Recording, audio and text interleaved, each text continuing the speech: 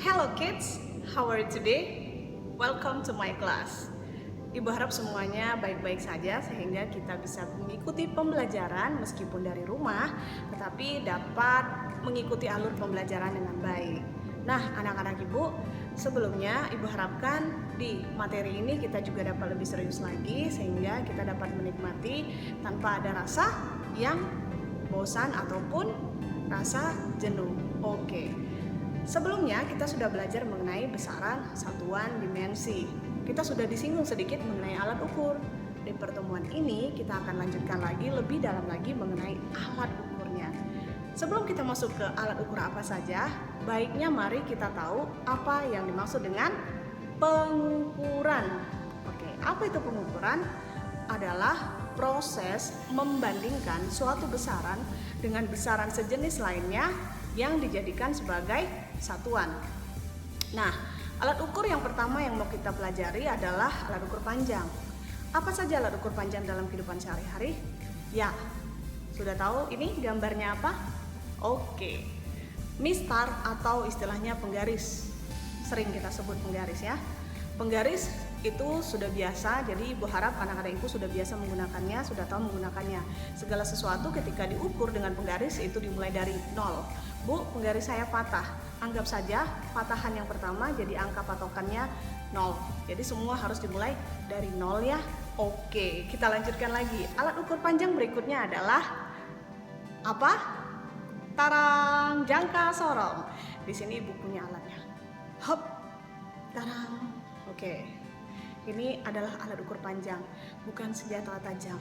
Oke, ya. Pelan-pelan akan ibu jelaskan apa saja bagian dari jangka sorong ini. Baik, kita lihat dulu gambarnya ya. Nah, di sini bagian pertama ini namanya rangka luar. Bisa dilihat di gambar ya.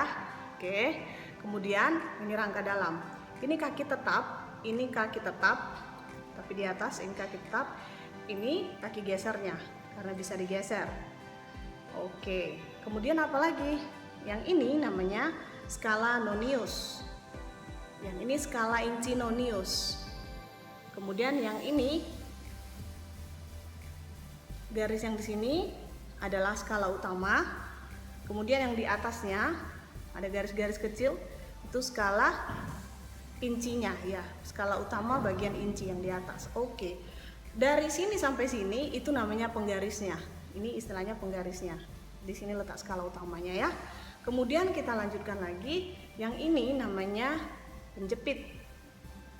Oke, yang ini namanya pengunci. Sip. Yang ini namanya bagian ekor. Dan habis ya? Sudah habis. Ini tadi pengunci ya. Oke, ini yang ini penjepit. Apa sih fungsi dari jangka sorong ini? Anak-anak, fungsi dari jangka sorong ini adalah untuk mengukur. Kita bisa mengukur misalnya kedalaman sebuah benda. Nih, misalnya mengukur kedalaman sebuah benda. Oke. Kemudian mengukur apalagi fungsinya? Diameter dalam dan diameter luar dari sebuah benda. Diameter luar. Oke, ini diameter dalam.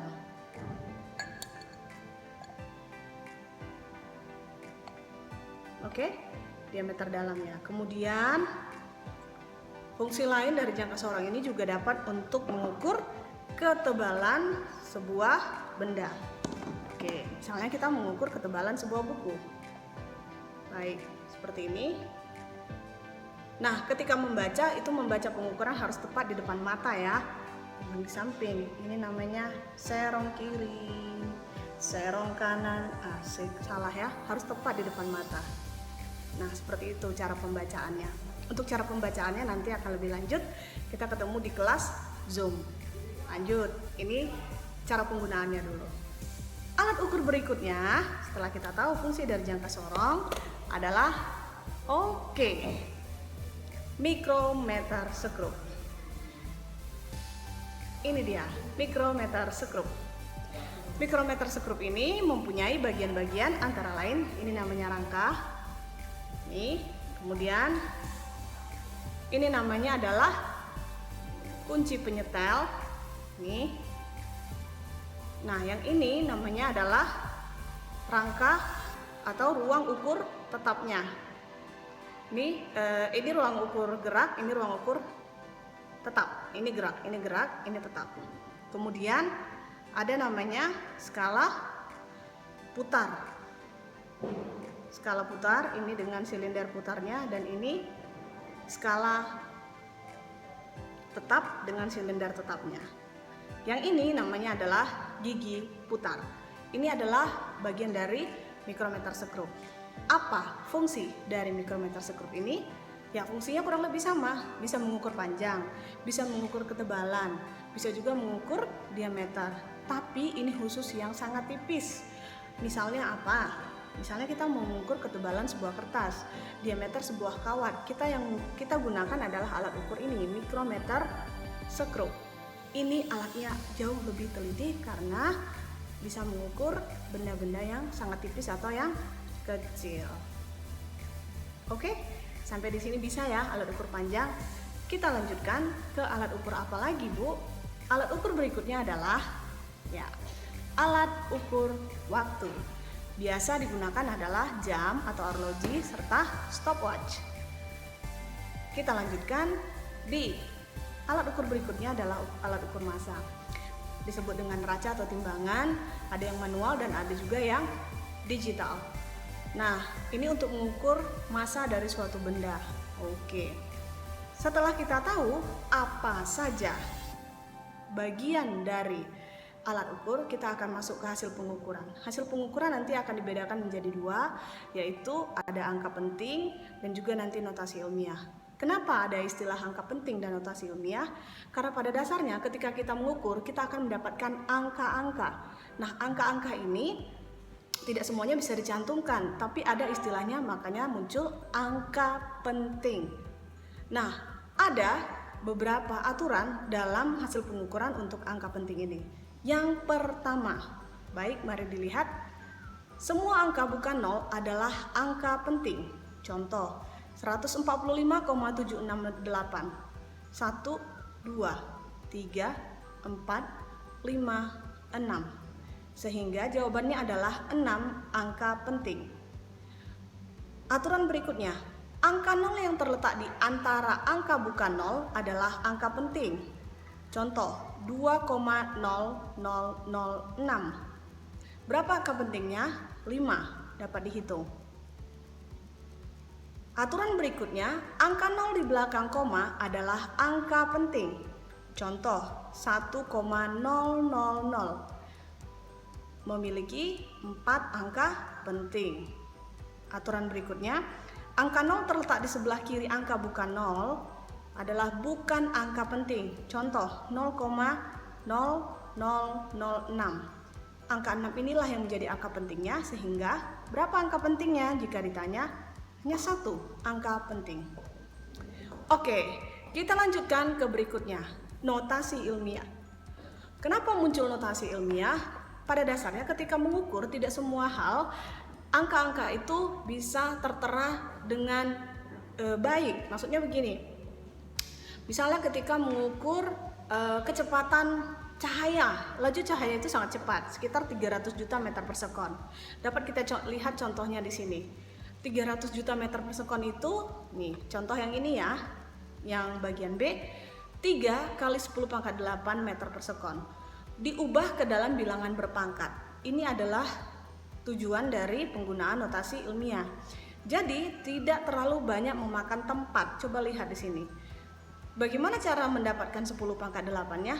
Cukup dihitung angka nolnya. 1, 2, 3, 4, 5, 6, 7, 8. Maka muncul 3 adalah bilangan di depan kali 10 pangkat 8. Begitu juga dengan 1200 km.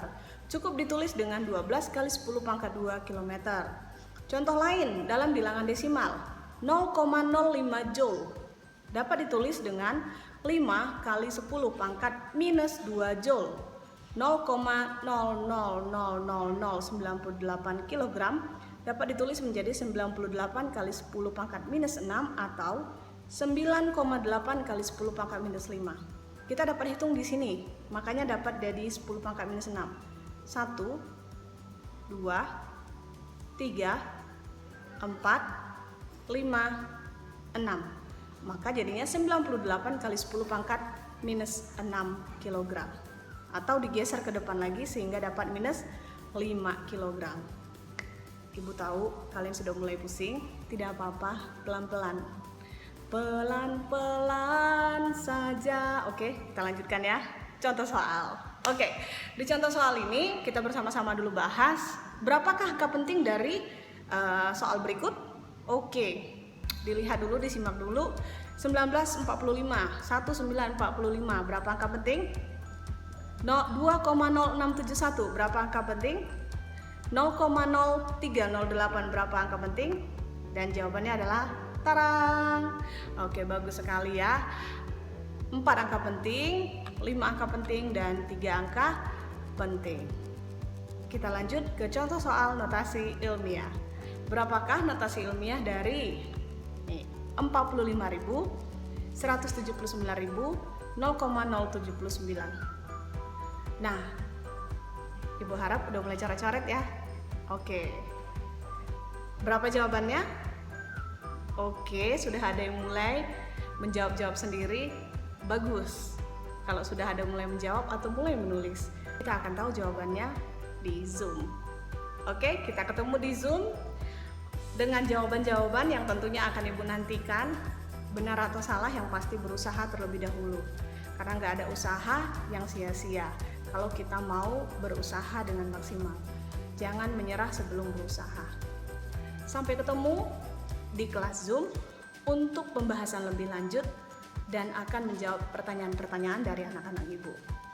Sehat selalu. Bye-bye.